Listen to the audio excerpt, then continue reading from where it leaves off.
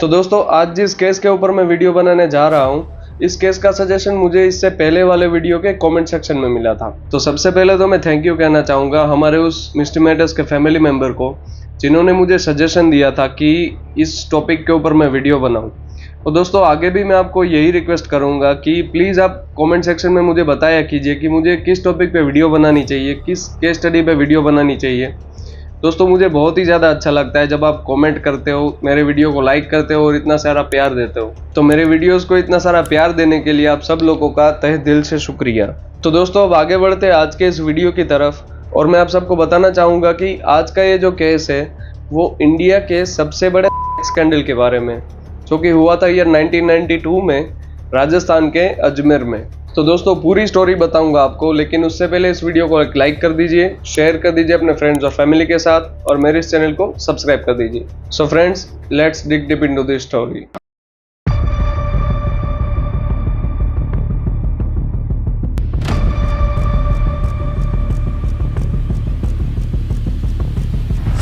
Was one of India's biggest sex scandal. And a lot of people are not aware about it at all. Case where nearly 100 teenage girls were sexually abused laid bare a toxic mix of religious reach and political impunity. When police themselves are not aware, how do you expect civilians to be aware about such things? They said, "Why are you still calling me to the court again and again? It has been 30 years. I am now a grandmother. Leave me alone." 7 जनवरी 2023 को युवराज fort resort Pushkar में जब अजमेर के पूर्व राजनेता सवाई सिंह चाय पीने के लिए रुके। अभी तो बस थोड़ी ही देर हुई थी और सवाई सिंह अपने दोस्तों के साथ कुछ बातचीत कर रहे थे। तभी इतने में ही वहाँ पे 2 बाइक सवार आए और अंदर घुस गए। अब वो दोनों अपने साथ गन्स भी लेकर आए थे। तभी वहाँ पे जो लोग खड़े थे वो कुछ भी कर पाते उससे पहले उन दोनों ने सवाई सिंह के ऊपर गोलियां बरसाना शुरू कर दी और उनको मौके पर ही मौत के घाट उतार दिया। और अब वो दोनों सवाई सिंह को मारकर तुरंत ही वहां से फरार हो चुके थे। और अब बस थोड़ी देर में इंक्वायरी शुरू हो गई और अब वो दोनों पकड़े जा चुके थे। उन्होंने कमरे की डिमांड की होगी, ये पीछे गए, हमने देखा कोई गिराक होगा, फिर वहाँ से भाग के आए, चढ़े ऊपर स्विमिंग पूल पे और उन्हें फटाफट बना के फायर किए 3-4। उसमें एक दिनेश तिवारी को लगी, हम पे भी किए, लेकिन हम बच गए। और इन दोनों किलर्स का नाम था सूर्य प्रताप सिंह और धर्म प्रताप सिंह। और जब इन दोनों को अरेस्ट कर लिया गया तब इन दोनों ने एक बड़ी सी मुस्कान के साथ अपनी फोटो खिंचवाई, मानो जैसे इन दोनों को अपनी करनी पे बहुत ही ज्यादा गर्व हो रहा था। और उन दोनों ने बस यही बात कही कि हमने अपना बदला पूरा कर लिया, और उन दोनों ने खुशी खुशी सरेंडर कर दिया। इन दोनों के चेहरों पे सुकून और गर्व था जो कि सबको हैरान कर रहा था। और आखिर में इन दोनों ने मीडिया के सामने अपने बदले के पीछे का सच बताया, एक ऐसा सच जिसने अजमेर में 1992 में हुए स्कैंडल के दर्द को ताज़ा कर दिया था। ये कहानी शुरू होती है अजमेर के सोफिया सेकेंडरी स्कूल से, जो कि एक ऑल गर्ल्स स्कूल थी।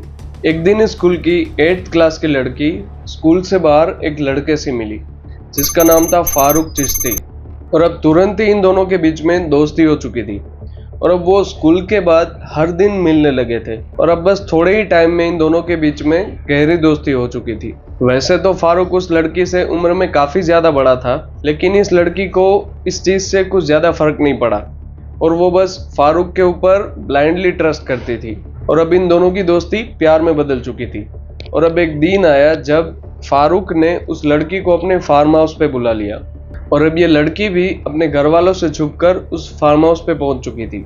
और अब जैसे ही वो वहाँ पे पहुंची तो फारूक ने उस लड़की को बहुत ही ज़्यादा कंफर्टेबल फील करवाया और अब वो दोनों बातें करने लगे थे।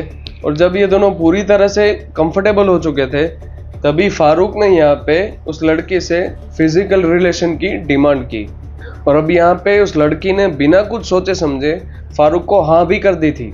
और अब इन दोनों ने साथ में सेक्स तो किया, लेकिन इसी दौरान फारूक ने उस लड़की की कुछ तस्वीरें खींच ली थी। और अब बस इसके तुरंत बाद ही फारूक ने अपना असली रंग दिखाया और उस लड़की को ब्लैकमेल करना शुरू कर दिया। फारूक उस लड़की को डराने लगा कि अगर ये सारी तस्वीरें मैं तुम्हारी फैमिली को दिखा दूं या फिर मैं तुम्हारे दोस्तों को दिखा दूं तो क्या होगा तुम्हारा। और इसी बात को लेकर वो लड़की बहुत ही ज़्यादा डर चुकी थी और वो फारूक के सामने गिड़गिड़ाने लगी। और ठीक इसके तुरंत बाद ही फारूक ने अपनी अगली चाल चली।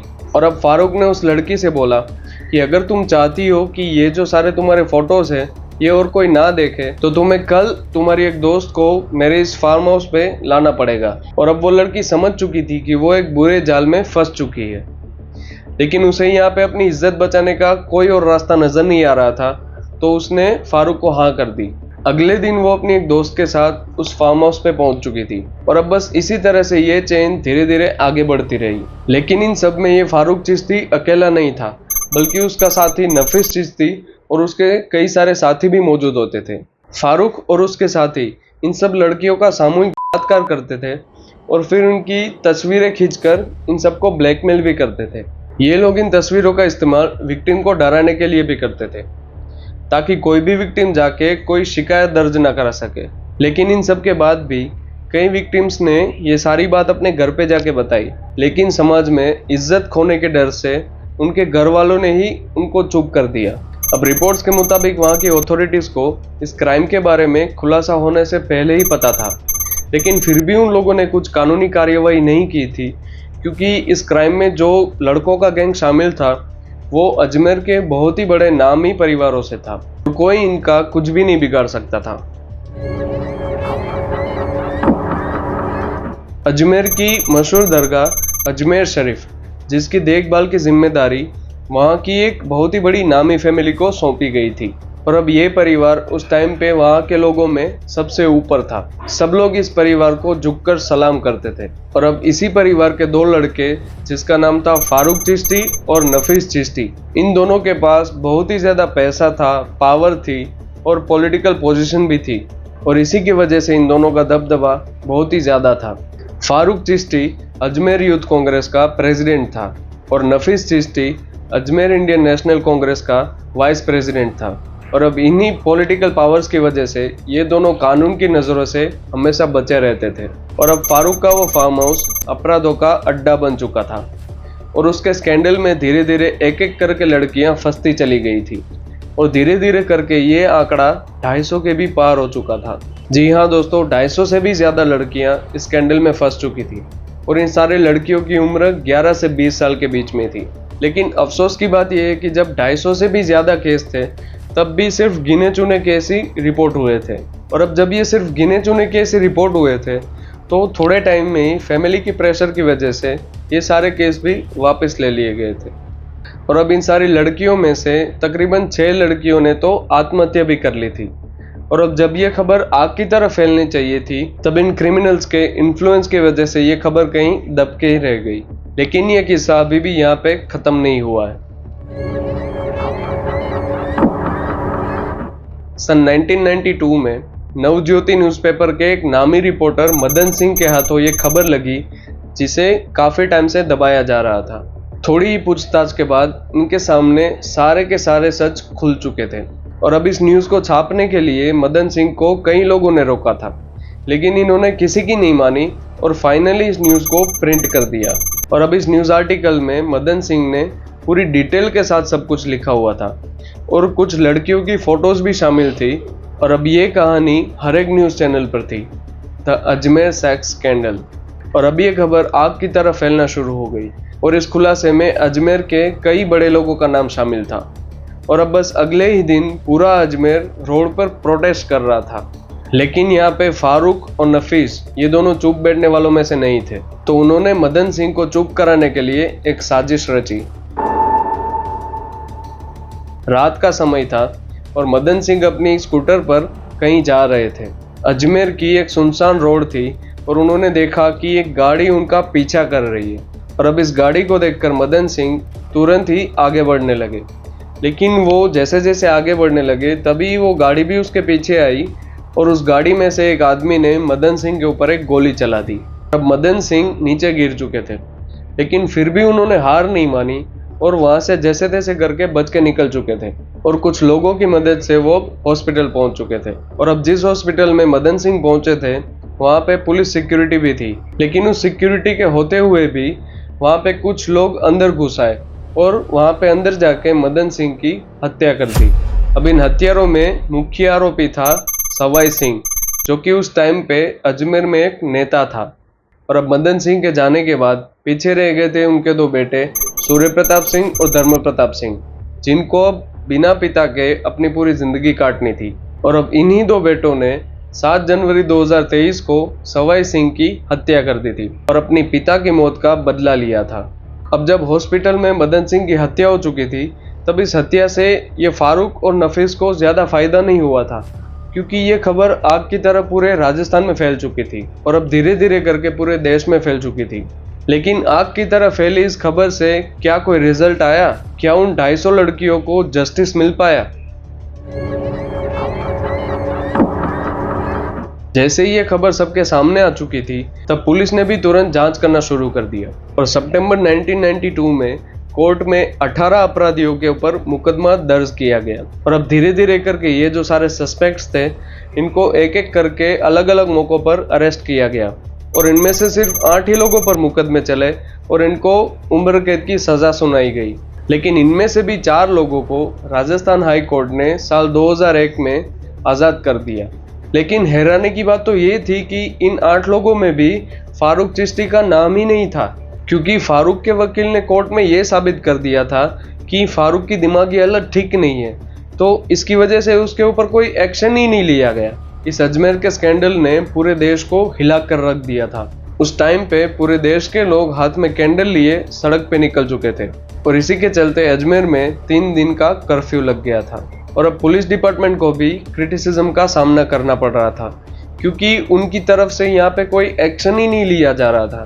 जब हालात और भी ज़्यादा भड़कने लगे, तब उस टाइम के राजस्थान के मुख्यमंत्री भैरव सिंह शेखावत तक ये बात पहुंचाई गई और शेखावत ने इस केस पर स्ट्रिक्टली एक्शन लेने का ऑर्डर इश्यू कर दिया। लेकिन इसके बाद भी पुलिस डिपार्टमेंट की तरफ से कोई भी एक्शन नहीं लिया गया था और इसी के चलते क्रिमिनल्स को सबूत छुपाने का मौका मिल गया और ये केस कोर्ट में भी खिंचता चला गया। आखिरकार 2007 में अजमेर की एक फास्ट ट्रैक कोर्ट ने फारूक चिश्ती को अपराधी करार दिया और उसे जेल हो गई।